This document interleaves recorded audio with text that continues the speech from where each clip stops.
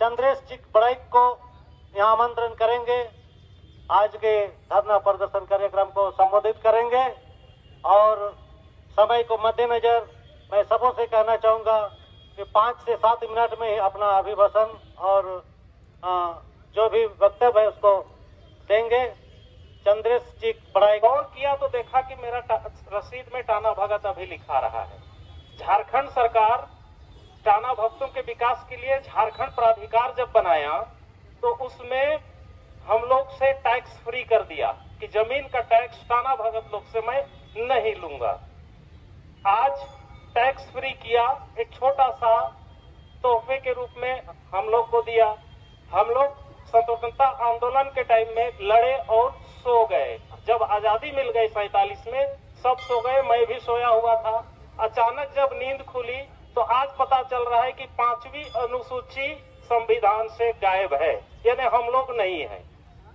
हम लोग का जो शासन व्यवस्था होना चाहिए था वो सीएम बनने के बाद जो आनंद मिल रहा है वही है चाहिए, या सबके लिए जो अधिकार मिला है उसके लिए यहाँ आकर के खड़ा होंगे।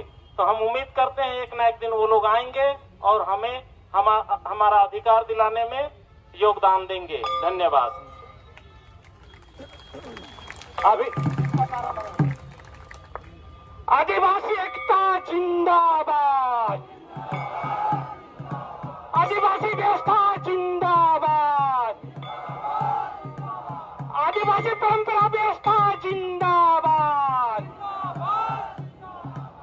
टाना भागत व्यवस्था जिंदाबाद,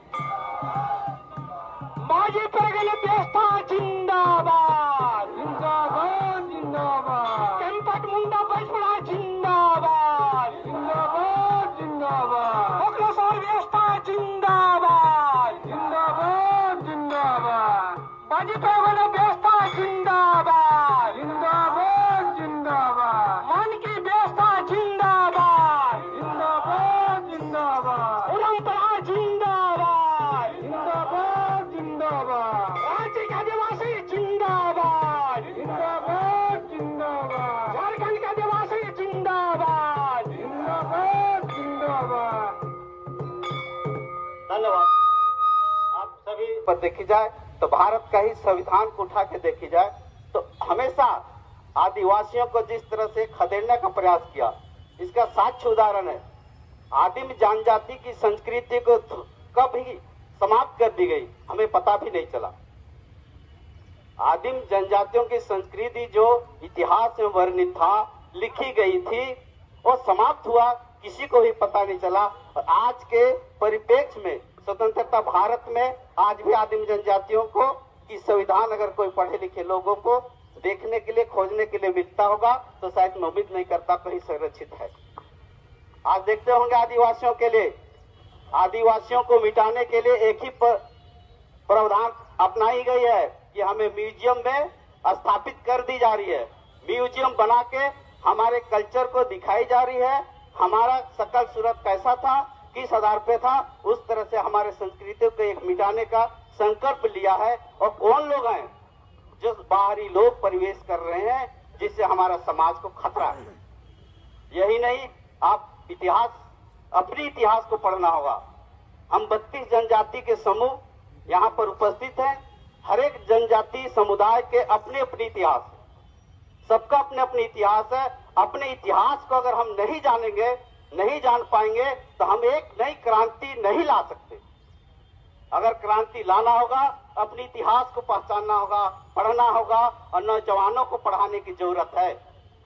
और नहीं हम मांगते रहेंगे और सरकार, हम जिस आधार पर सरकार का चयन करते हैं, सरकार चयन करके भेज देंगे सांसद और विधायक, और हमारी बात संसद में नहीं रखते कहाँ पर ही जन समूह पे हमारे अधिकार की बात को रखते हैं सांसद और विधायक।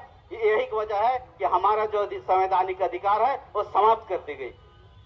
वैसे व्यक्ति को चुनाव करनी चाहिए जो विधानसभा में और राज्यसभा में 5वीं अनुसूची 6ठी अनुसूची की बात करता हो, हमारा संस्कार और संस्कृति की बात करती हो। वैसे लोगों को चुनाव में अधिकार देनी चाहिए। हम वैसे व्यक्ति का चुनाव नहीं कर पाते, सबसे बड़ा हमारा समाज का एक कमजोरी है।